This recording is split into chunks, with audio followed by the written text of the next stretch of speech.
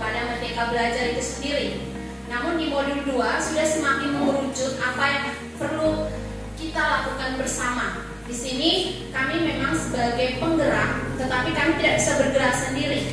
Kami hanya merupakan motor penggerak yang nantinya bisa membantu menggerakkan teman-teman, karena itu butuh kolaborasi dan kita bersama untuk menyukseskan program serta apa yang diinginkan oleh diri sendiri.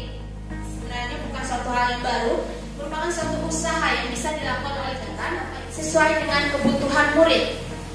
Nah, kebutuhan murid di sini ada 3. Bisa dilihat dari kesiapan belajarnya, bisa dari minat anaknya, atau bisa juga dari profil belajar murid. Strategi berupa diferensiasi konten, diferensiasi proses, dan juga diferensiasi produk. Kemudian, ciri-ciri atau karakteristik suatu pembelajaran dikatakan pembelajaran berdiferensiasi, yaitu yang pertama, dapat tercipta lingkungan belajar yang mengundang murid untuk belajar. Mungkin ini bisa menjadi salah satu solusi utama yang kita hadapi di seminar ini, kan menurunnya motivasi atau semangat belajar anak. Biasanya kita bukan cuma teman-teman, tapi kami pun mengalami itu, bahwa ketika kita masuk kelas, anak-anak cenderung mengantuk atau tidak semangat untuk mengikuti pembelajaran, dan dari kacamatanya kita melihat seperti anak-anak terpaksa untuk berada di luar. Harus punya tujuan pembelajaran yang jelas. Jadi dari proses pembelajaran kita, tujuannya itu jelas. Dan tujuan ini tidak hanya diketahui oleh murid melalui rancangan RPP kita, tidak hanya diketahui oleh guru, tapi murid pun harus tahu bahwa dia belajar hari ini tujuannya untuk apa, seperti itu. Dan tujuan ini pun seperti yang tadi kita sudah pelajari pada asesmen nasional, harus kontekstual juga dengan masalah yang ada dalam kehidupan masyarakat, bahwa kita tidak hanya menilai, misalnya setelah menyelesaikan satu KD, kemudian kita menilai pada bagian penilaian harian, atau kita menunggu sampai periode waktu tertentu untuk melaksanakan penilaian akhir semester. Tapi diharapkan pada setiap pembelajaran itu ada tes formatif yang kita laksanakan. Tes, karena selama ini kita fokusnya ke sumatif, jadi lebih kepada nilai akhir anak, tetapi lebih melihat kira-kira anak itu bisanya sudah sejauh mana dan apa yang harus kita lakukan lagi untuk memenuhi kebutuhan dari anak ini. Jadi melihat PR dari anak itu apa, kemudian apa tanggapan guru untuk bisa memenuhi kebutuhan belajar murid. Nah, ini poin pentingnya. Guru harus tahu dulu nih, murid itu yang dia butuhkan apa. Nah, karena itu dibutuhkan suasana belajar yang efektif juga. Selama ini dan belajar ini tidak hanya di kelas, tapi kita juga bisa manfaatkan lingkungan sebagai alam kita untuk belajar. Dan di kelas pun sekarang mungkin wali-wali kelas bisa berkreasi, kira-kira kelasnya mau dijadikan seperti apa. Dan itu kreativitas sebenarnya. Mulai dari tahap awal mungkin kita bisa menyusun kesepakatan kelas bersama, itu bisa kita mulai nanti pada tahun ajaran baru. Lingkungan belajar seperti itu bisa kita adakan, bisa kita bekerja sama untuk bisa menciptakan lingkungan belajar yang baik. Kelas ada 3 murid yang cenderung menyelesaikan tugas lebih cepat dibandingkan teman-teman lain. Ibu Nur ini mengambil keputusan untuk memberikan soal tambahan dengan jenis soal yang tetap sama serta tingkat kesulitan yang juga sama, dengan tujuan agar 3 murid tersebut ada pekerjaan sehingga tidak mendiferensiasi konten, diferensiasi proses, dan juga diferensiasi produk. Yang pertama, diferensiasi konten. Konten ini kita sesuaikan dengan materinya. Pertama kita analisa dulu, kira-kira kemampuan anak ini sejauh mana. Kira-kira contoh, saya ambil contoh misalnya materi saya ekosistem tadi. Misalnya di ekosistem ini ternyata ada kelompok anak yang dia sudah paham betul nih tentang ekosistem. Ada yang mungkin setengah-setengahnya dia sudah tahu. Ada yang mungkin sama sekali belum tahu tentang materi itu.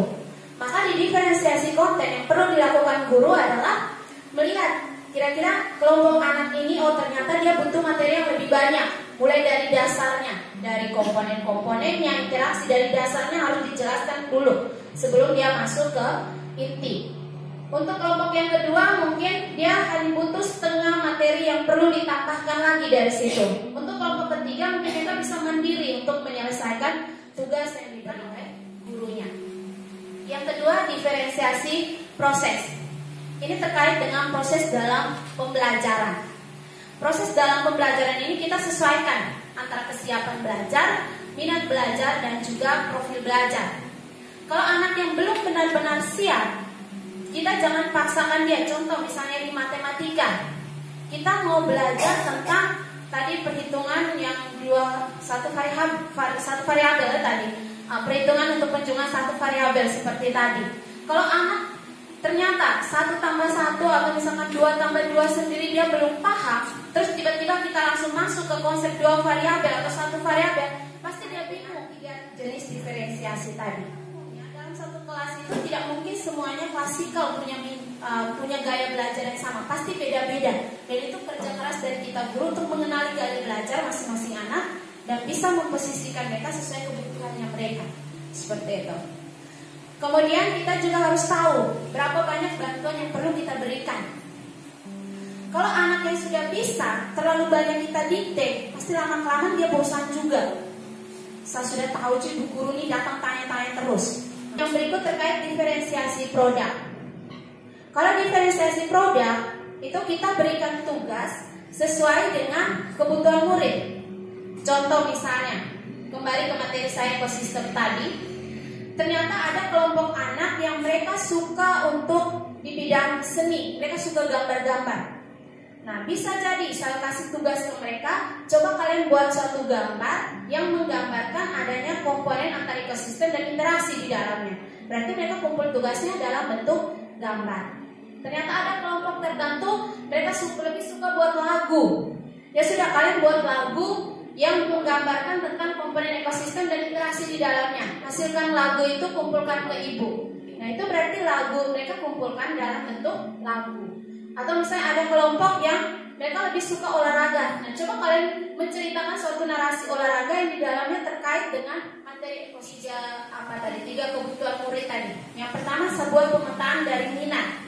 Sambil contoh, ini untuk kelas 10 MIA, salah satu kelas yang ternyata anak memiliki minat yang beragam.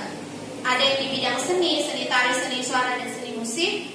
Ada yang di bidang bahasa, ada yang di bidang olahraga, ada yang di bidang sains, dan ada yang di bidang gambar. Yang menunjukkan interaksi antar komponen ekosistem. Yang di bidang bahasa, saya minta mereka menyajikan sebuah puisi yang menunjukkan interaksi antar komponen ekosistem. Sebuah narasi olahraga yang menunjukkan interaksi antar komponen ekosistem dari video YouTube. Visual, menggali informasi tentang ekosistem dari video YouTube atau membaca teks dari modul atau